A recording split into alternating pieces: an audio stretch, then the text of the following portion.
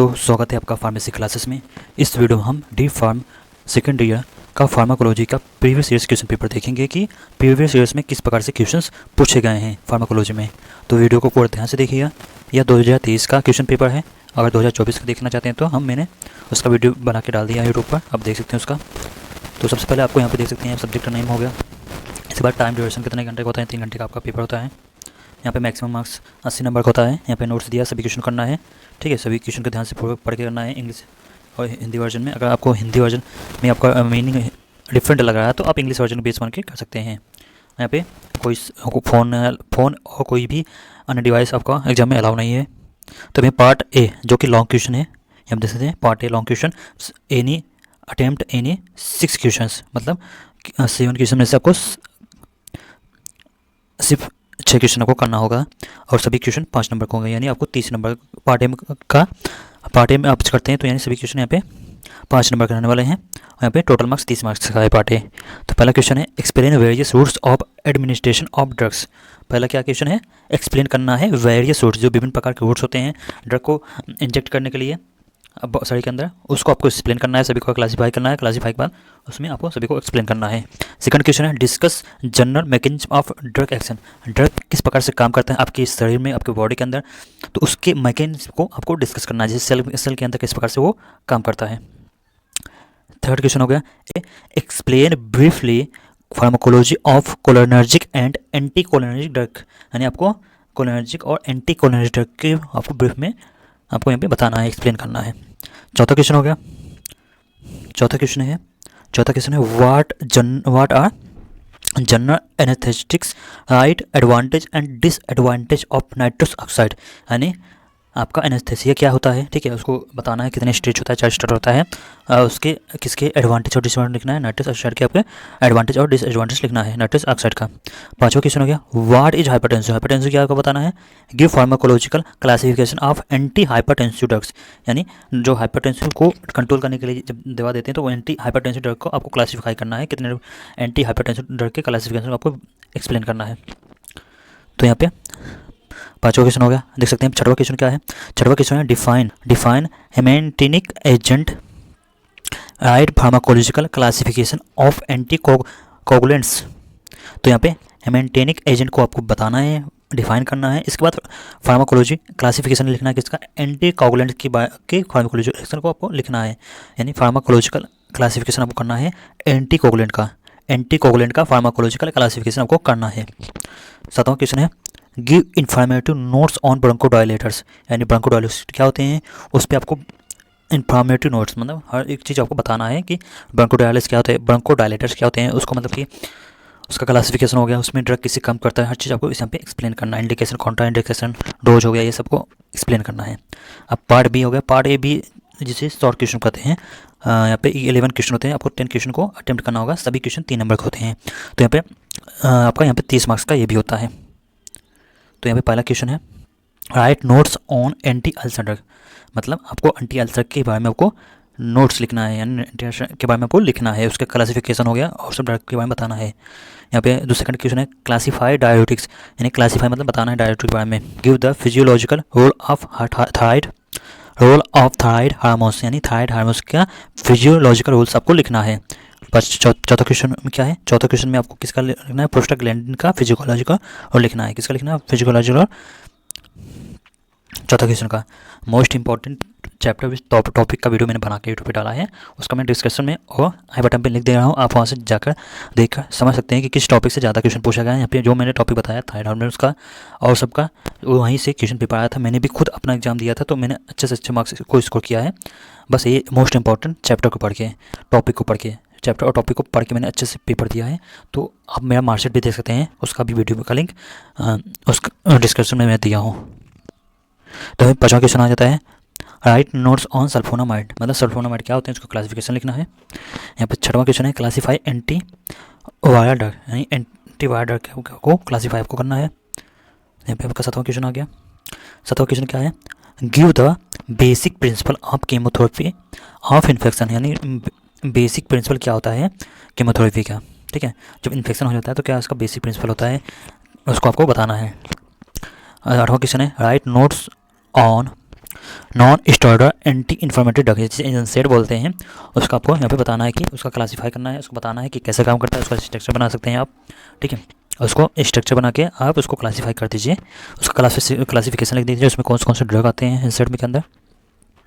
अब यहाँ पे 9वां क्वेश्चन है, right notes on drug used in glaucoma. Glaucoma में कौन सा ड्रग यूज होता है उसको यहाँ पे आपको लिखना है। 10वां क्वेश्चन है, give notes on laxative and purgative, यानी किसके बारे में नोट्स लिखना है, लग्जेटिव और परगेटिव के बारे में नोट्स आपको लिखना है। 11 क्वेश्चन है, right notes on indication of biological agent with example. Indication क्या होता है और एग्जाम्पल क्या है उसके बारे में आपको यहाँ पे 11 क्वेश्चन में लिखना है। तो part C objective type question, तो इसमें सभी क्वेश्चन का आंसर देना है आपको। सभी क्वेश्चन इक्वल नंबर्स होने वाले हैं, देखिए एक क्वेश्चन 1 नंबर का होने वाला है। तो यहाँ पे देख सकते हैं, पहला क्वेश्चन है, drug are absorbed in the body by. Drug body में किस प्रकार से एब्जॉर्ब होता है, यहाँ पे लिखा है active transport and simple diffusion. तो यहाँ पे दोनों तरीके से ड्रग एब्जॉर्ब होता है, यानी both A and B। Option C सही होगा आंसर आपका। अगला क्वेश्चन है, सेकंड क्वेश्चन क्या है, stage of anaesthesia are divided in, मतलब जो एनेस्थीसिया का स्टेज है कितने भाग में डिवाइड किया गया है, तो यहाँ पे आपका 4 स्टेज में वो डिवाइड किया गया है। ऑप्शन कौन सा है, ऑप्शन सी आपका आंसर सही होगा। यहाँ तीसरा क्वेश्चन है, unwanted drugs action are called, जिसे अनचाहा एक्ट करता है ड्रग, जिससे काम नहीं है तो उसे हम साइड इफेक्ट बोलते हैं ना। ऑप्शन सी क्या है, सही है, क्या बोलते हैं, साइड इफेक्ट बोलते हैं। चौथा क्वेश्चन है, which drug is used as centrally acting muscle relaxant, तो कौन सा ड्रग सेंट्रल मसल को रिलैक्स करता है, तो ऑप्शन यहाँ पे बी सही होगा, डायजेपाम। तो अगला क्वेश्चन है यहाँ पे 5वां, nitroglycerin is used in. Nitroglycerin का उपयोग क्यों किया जाता है, हाइपरटेंशन जब हमारा बीपी लो हाई हो जाता है तब उसके कंडीशन में वेसल्स जो है उसको डायलेट करने के लिए दिया जाता है। तो यहाँ पे किस रूट से दिया जाता है आपको कमेंट करके बताना है। तो यहाँ पे 6वां क्वेश्चन है, which is an example of biguanide. Biguanide का एग्जाम्पल क्या है, यहाँ पे मेटफॉर्मिन, आपका आंसर सी सही होगा, बाइगोनाइड का एग्जाम्पल है। 7वां क्वेश्चन है, कार्बिमाजोल इज यूज्ड इस ट्रीटमेंट ऑफ। कार्बिमाजोल किस ट्रीटमेंट के लिए यूज होता है, तो यहाँ पे थायराइडिज्म हो गया, हाइपोथायराइडिज्म हो गया। तो यहाँ पे हाइपर थायराइडिज्म में यूज किया जाता है, किस में किया जाता है, हाइपरथायराइडिज्म में किया जाता है। 8वां क्वेश्चन है, ammonia chloride is used as. Ammonia chloride का यूज किस में किया जाता है, तो यहाँ पे एक्सपेक्टोरेंट के रूप में किया जाता है। आपको जब कफ को बाहर निकाला जाता है तो उस कंडीशन को एक्सपेक्टोरेंट कहते हैं हम। 9वां क्वेश्चन है, एम्फेटामाइन द एपेटाइट, मतलब भूख के लिए वो क्या काम करता है, एम्फेटामाइन क्या करता है, सप्रेस करता है, इंक्रीज करता है। तो यहाँ पे इसका आंसर हो जाएगा सप्रेस्ड। क्या हो गया, सप्रेस करता है भूख को, या सप्रेस करता है, बंद करता है, कम करता है। 10वां क्वेश्चन है, albendazole is a drug. Albendazole जो है कौन से ड्रग है, तो क्या है यहाँ पे एंथेमेटिक्स हो गया या एंटीडायरियल हो गया, तो यहाँ पे एंथेमेटिक्स हो गया, कौन सा हो गया, एंथेमेटिक्स हो गया। 11वां क्वेश्चन है, atropine sulphate is used as. जो एट्रोपिन सल्फेट है उसका यूज किस में किया जाता है, यहाँ पे माइड्रिएटिक हो गया, म्योटिक हो गया, सेडेटिव ड्रग्स किसके लिए यूज किया जाता है, यहाँ पे माइड्रियोटिक ड्रग्स के लिए यूज किया जाता है एट्रोपिन सल्फेट का, क्योंकि यह जो पुपिल है आपका, पुपिल को डायलेट करने का काम करता है। 12वां क्वेश्चन है, मॉर्फिन इज ए। मॉर्फिन क्या है, कौन सा एनाल्जेसिक मतलब दर्द नाशक है, तो नार्कोटिक है कि नॉन नार्कोटिक्स है, यहाँ पे नार्कोटिक्स है। 13वां क्वेश्चन है,